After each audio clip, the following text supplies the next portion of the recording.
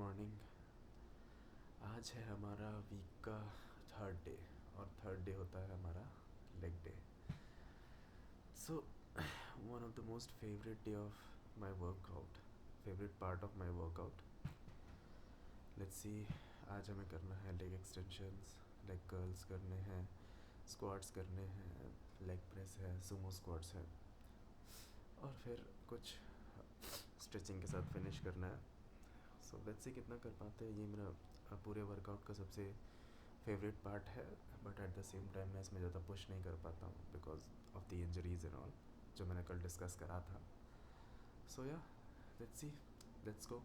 Gym पहुंचकर हमने सबसे पहले अपने डायनामिक स्ट्रेचेस किए, जिसमें मैंने लेग्स के फ्रंट और लैटरल रेजेस लगाए और उसके बाद सीटेड के साथ लोअर बैक का भी एक स्ट्रेच करा।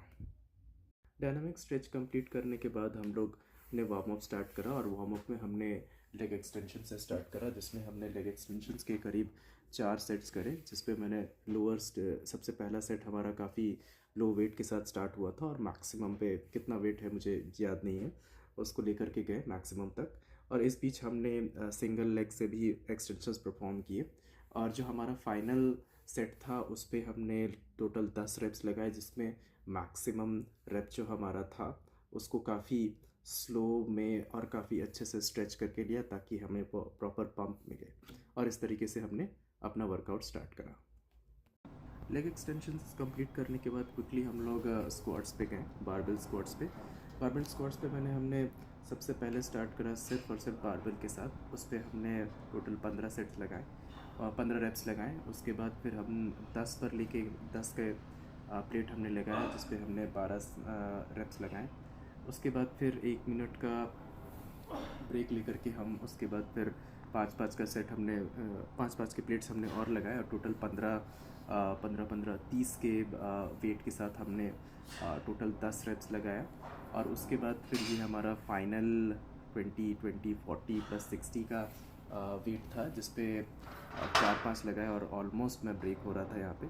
तो ये मेरा फाइनल था, बट मैंने सोचा कि एक और लगाते हैं और हमने फिर 5 kg और ऐड करा और टोटल हमने 65 का वेट लगाया और इसमें हमने फाइनल सेट लगा के कंप्लीट करा।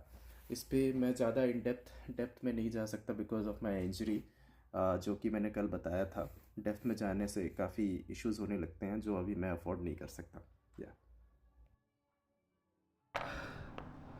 तो ये हमारा लास्ट सेट था। जैसा कि मैंने कल बताया था, because of injury, femur bone fracture होने की वजह से ज़्यादा वेट उठा नहीं पाते हैं और उसकी वजह से अभी भी इस वेट पे मेरा राइट में थोड़ा बेंड हो रहा था और इट स्टार्टेड पेनिंग। ये लाइफ लॉक इंजरी दे चुकी है और मैं हॉस्पिटल जाना अफोर्ड नहीं कर सकता अभी, इसीलिए मैं ज़्यादा पुश नहीं करता। सो या बारबेल स्क्वाट कंप्लीट होने के बाद थोड़ा सा हमने ब्रेक लिया और उसके बाद फिर थोड़ा सा लगभग 1 मिनट का ब्रेक लिया और उसके बाद हम लोग क्विकली लेग प्रेस पे गए। लेग प्रेस के मैंने 2 सेट करे। स्टार्टिंग में प्लान मेरा 2 सेट का ही था। उसके बाद फिर मैंने सोचा एक और फाइनल सेट कंप्लीट करते हैं, जिस पे मैक्सिमम वेट हमने 130 kgs का लगाया। इस पर अगेन मैं ज़्यादा पुश नहीं कर पाता हूँ, ज़्यादा इन डेप्थ में नहीं ले के जाता हूँ because of the same injury, because काफ़ी पेन होने लगता है मुझे। तो इसको मैं इस पे ही लिमिट करता हूँ। मैक्सिमम वेट यहाँ पे मैंने 155 kgs का उठा रखा है, बट उसमें मुझे काफ़ी इंजरी होते होते रह गया था, अब मैं होल्ड नहीं कर पाया था, तो इसीलिए मैं इसको 130-140 तक मैक्सिमम करके रखता हूँ। या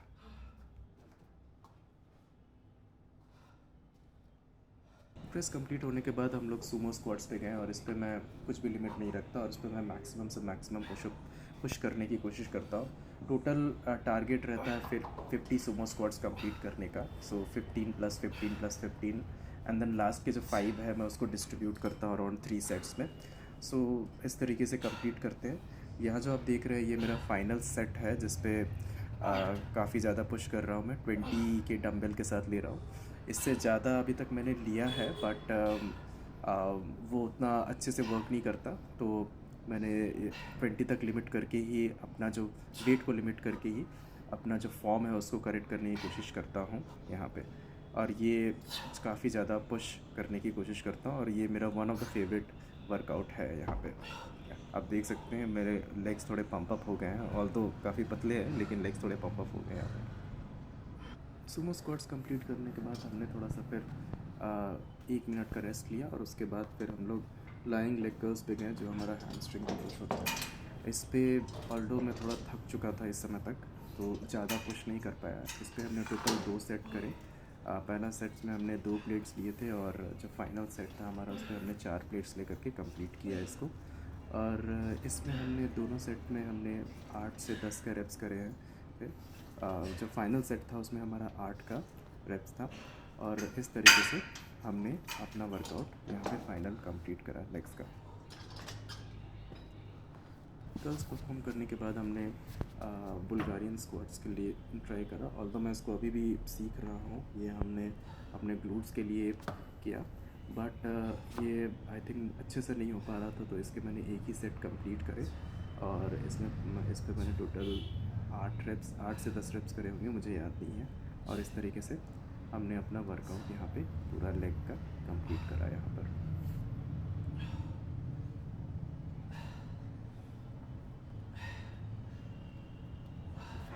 और लास्ट में हमने थोड़ा सा हिप एब्डक्शन मशीन पे में अपना वर्कआउट कंप्लीट किया। ये मशीन यूजुअली आउटर ग्लूट्स के स्किन को टारगेट करता है और वहाँ के मसल्स को स्ट्रेंथ होता है। और जिस जहाँ पे ये पॉइंट करता है वहीं पे मुझे पेन बहुत ज़्यादा होता है बिकॉज ऑफ माई इंजरीज़, तो इसको भी मैं काफ़ी अच्छे से हल्के से परफॉर्म करता हूँ।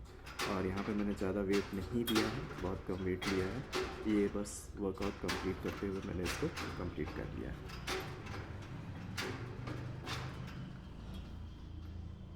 अपना वर्कआउट कंप्लीट करने के बाद हमने थोड़ा सा 2 मिनट का रेस्ट लिया। 2 मिनट का रेस्ट लेकर के हम चुपचाप बैठे रहे और उसके बाद फिर हमने फाइनल लेग स्ट्रेचिंग स्टार्ट करी।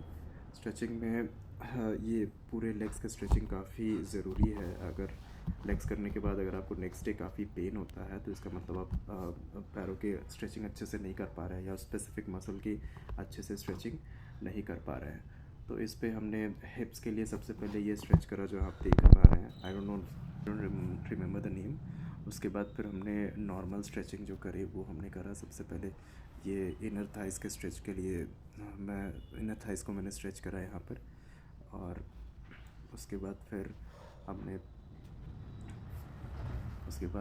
हिप और लोअर बैक की स्ट्रेचिंग करी। ये फ्रंट स्ट्रेचिंग है पूरा, ये पूरा टारगेट करता है हमारे हिप और लोअर बैक को, काफ़ी अच्छे से टारगेट करता है। इस पर मैंने करीब 10 से 15 सेकंड वेट करा और उसके बाद फिर हमने लोअर बैक के जो साइड एजेस होते हैं उसके लिए हमने ये स्ट्रेचिंग करा है।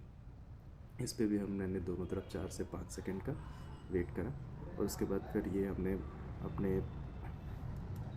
ये जो स्ट्रेच आप देख रहे हैं ये काफ़ के लिए, काफ़ मसल्स के लिए और अपर थाइस के लिए काफ़ी अच्छा है। और उसके बाद फिर हमने फाइनल स्ट्रेच इस तरीके से कंप्लीट करा।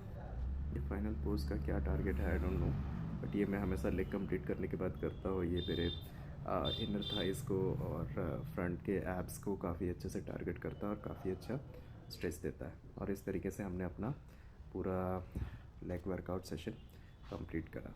चलो थैंक्स। और घर आकर के हमने अपना यूजुअली जो हम पीते हैं हमने प्रोटीन पिया। And again this is not sponsored at all, I am using Muscle Blaze का protein, Biozyme protein, but this is not sponsored at all. And फिर हमने उसी तरीके से मिडिल क्लास शेकर से हमने उसको शेक करा और उसके बाद फिर हमने अपना प्रोटीन लिया। प्रोटीन के बाद हमने एज़ यूजुअल 5 एग्स खाए और उसके बाद फिर 5 एग्स के साथ हमारे जो ब्रेकफास्ट में हमने 2 रोटी और सब्ज़ी खाई और इस तरीके से हमने अपना पूरा शेड्यूल कंप्लीट करा। क्या हो गया? खांसी हो रहा है? खांसी हो रहा है? दवाई खाया था? चलो दवाई देते हैं फिर से।